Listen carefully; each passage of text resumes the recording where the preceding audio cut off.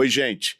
Esse aqui é um espaço de escuta que a gente criou para poder ouvir mulheres, mães, sobre os desafios da maternidade. Eu quero começar apresentando para vocês essa mulher que é uma das mais corajosas, das mulheres mais fortes que eu conheci ao longo da minha caminhada, da minha trajetória política, militante, que é a Débora Lima. A Débora é uma moradora do Capão Redondo, paulistana, que já passou por várias periferias de São Paulo, de norte a sul, mãe de 3 filhos, tá vindo o quarto aqui, ó. Daqui logo mais já vai ser mãe de 4 filhos, professora, uma liderança do movimento social de luta por moradia. Hoje está como presidente estadual do PSOL, uma liderança política e pré-candidata a vereadora de São Paulo. Débora, muito bom estar contigo aqui para poder escutar e aprender um pouco. Sim, Guilherme, muito bom. E a gente está fazendo vários episódios, e o episódio de hoje é Mãe Atípica. Eu trouxe aqui a Tamires, que é mãe do Theo, e eu gostaria que você se apresentasse. Oi, primeiramente, obrigada pela oportunidade de falar de um tema tão importante que é a maternidade atípica. Eu sou a mãe do Theo. O Theo é uma criança autista com 9 anos de idade e hoje está no 3º ano do ensino fundamental.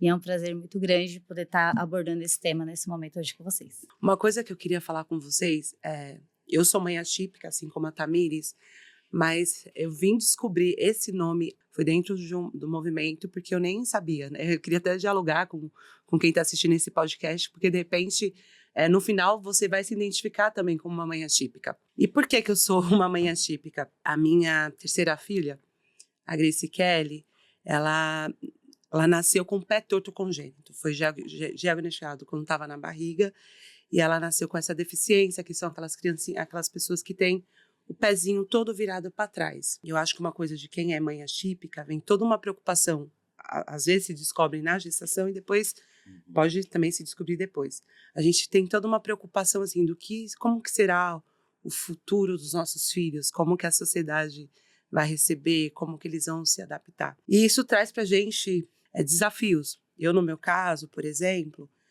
eu me lembro, assim que a Grace nasceu, teve primeiro uma preocupação dos médicos de trazer ela para mim, né, por conta que o pé dela era para trás, não sabia se eu sabia ou não, se eu descobri aquilo na hora. E logo em seguida mudou, transformou minha vida. E aí eu não conseguia trabalhar com carteira assinada. Eu acho que essa é uma realidade da maioria das mães atípicas, porque como que você vai trabalhar em CLT tendo que toda semana levar o seu filho para fazer um acompanhamento? Nenhum patrão quer.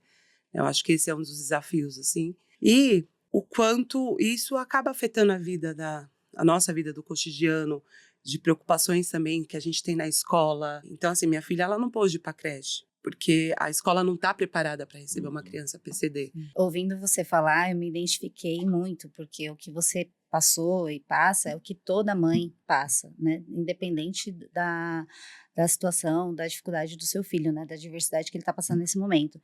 E essa questão da invisibilidade que a sociedade tem referente a crianças com deficiência, falando especificamente do autismo, que é uma invisibilidade que não importa quantas pessoas estão passando na rua, a gente não olha e já sabe, né? Aquela criança é autista, aquela pessoa é autista. Mas essa invisibilidade, ela existe exatamente porque não se fala, não se aborda esse tema dentro das casas, dentro da escola, dentro da sociedade, e isso acaba reverberando em cima da gente, dentro desses aspectos, né, da criança estar de fato sozinha. E isso reflete nessa invisibilidade, né? A estrutura da escola não tem, a escola não tem estrutura para receber uma criança PCD, né, seja qual for ela. E dentro do autismo isso pesa um pouco para a gente, porque além de ser, não ter uma característica física, né, intelectual, então o professor ele não sabe como lidar. Ele fica totalmente desamparado dentro da sala de aula. Tem as leis, mas elas não existem. O pessoal acha que é só colocar um professor auxiliar.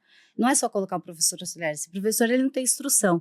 E normalmente na escola não é nem o professor formado, é o estagiário. E para você conseguir o estagiário, você tem que ir na DRE, você tem que correr atrás, tem que fazer abaixo-assinado para conseguir um professor estagiário para ajudar uma professora que tem mais de 30 alunos dentro da sala de aula. Então essa é uma realidade muito dura e muito séria, né? Isso é uma coisa que teria que ser resolvida para ontem, né? Eu queria complementar aqui, que a gente, como mãe, claro que a gente vai dar mais ênfase à questão do nosso filho, Mas tem uma questão que é quem cuida de quem cuida. No meu caso, eu sou mãe solo, então não tive pai do meu lado para ajudar com a minha filha mesmo. Mas tem estudos que falam que quando se tem um pai, a maioria dos pais largam as mães antes dos 5 anos. Eles não aguentam. E olha que a carga não fica nem com eles. Se nossos filhos já não têm acesso a políticas públicas, e as mães? Quem cuida de quem cuida? E eu vou te falar assim, eu nunca mais consegui trabalhar, ter um emprego de fato formal depois que eu virei mãe. Eu trabalho dentro de casa, então eu tenho que conciliar muitas vezes a minha vida, o meu trabalho dentro de casa. Isso mexe também com o meu psicológico, isso também mexe com a minha vida, com a minha rotina. E assim, não existe. Todas as vezes que eu recebo uma vaga de emprego, vamos trabalhar, fazer alguma coisa, tem que ser das 9 às 6. Só que não tem horário, não tem lugar, não tem quem fique com o meu filho para dar essa demanda, né? E aí, no caso, eu não sou mãe solo, mas meu marido trabalha, por exemplo. Ele também não pode, porque alguém precisa. Então, a gente meio que opta e sobra para a mãe, né? A mãe cuida, a mãe fica, a mãe faz. É como se, de fato, a gente se apagasse, assim. Porque o mercado não olha mais para você. As pessoas não olham mais para você, né? E você só se resume à mãezinha do anjo azul. A gente vê muito falando, né?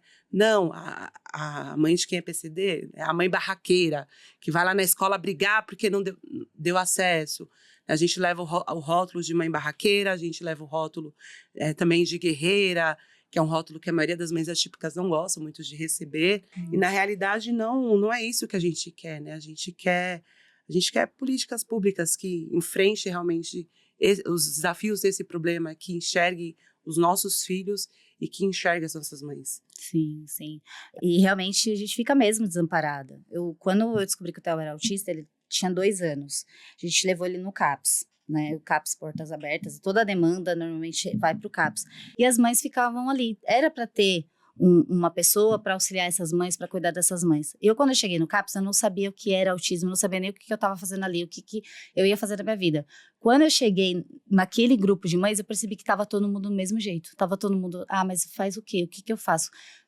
E aquele sofrimento, né? E aí vem a questão da depressão, né? E a mãe não se cuida, não tem cuidado até, os filhos podem passar no psicólogo, mas a mãe não tá. Tem que ser, sabe, a mãe. Exatamente, cara, não tem. Ouvindo vocês, eu me lembrei de uma reunião, um encontro que a Andrea Werner, deputada estadual, promoveu comigo com várias mães atípicas de crianças autistas. Cada uma que ia falando e trazendo, era uma ideia de desamparo, né? Porque falou isso que você trouxe, Débora, de que a maioria dos pais, dos maridos, no caso, abandonam, vão embora. O Estado, muitas vezes, nem educação inclusiva dá, e é uma pauta, você falou isso muito bem também, é uma pauta que muitas vezes é invisibilizada. Não é trazida para o centro da agenda. Eu acho que o desafio que a gente tem é esse, né? Trazer ela para o centro da agenda política. Sim. Esse é o maior desafio e eu encaro como uma mãe corajosa e todas nós, mães, acribadas nessa coragem, né? De uma coragem aonde o que não é visível, o que não tem políticas públicas, a gente abrir a boca e denunciar, exigir que a gente quer que os nossos filhos tenham acesso aos seus direitos, que tenham políticas públicas que amparem eles e que também olhem para a gente. Nós, mães da quebrada, também queremos ser vistas, né? A gente tem as nossas experiências, a gente tem as nossas potencialidades e a gente quer que o poder público, quem está nesses espaços, também nos enxergue os nossos filhos. Sim. Nós somos mulheres de coragem e a gente quer políticas públicas, a gente quer ser escutada e que os nossos filhos possam viver melhor e que também olhem para a gente. É isso aí. Agradecer muito, Tamires, Débora, por essa oportunidade de trazer esse tema à tona. Eu acho fundamental, gente, que a gente tenha mais capacidade de escuta, que a gente consiga trazer um tema tão importante quanto de crianças com deficiência, mães atípicas, os desafios da maternidade atípica, para fazer dele um tema político, porque é através de políticas públicas, seja na educação inclusiva, seja na saúde, seja no acompanhamento com auxílio, que nós vamos conseguir aliviar um pouco dessa dificuldade que as mães atípicas vivem. Obrigado, Tamires. Obrigado, Débora. Tamires, por compartilhar sua experiência. Muito obrigada pela oportunidade. Obrigada, Gui.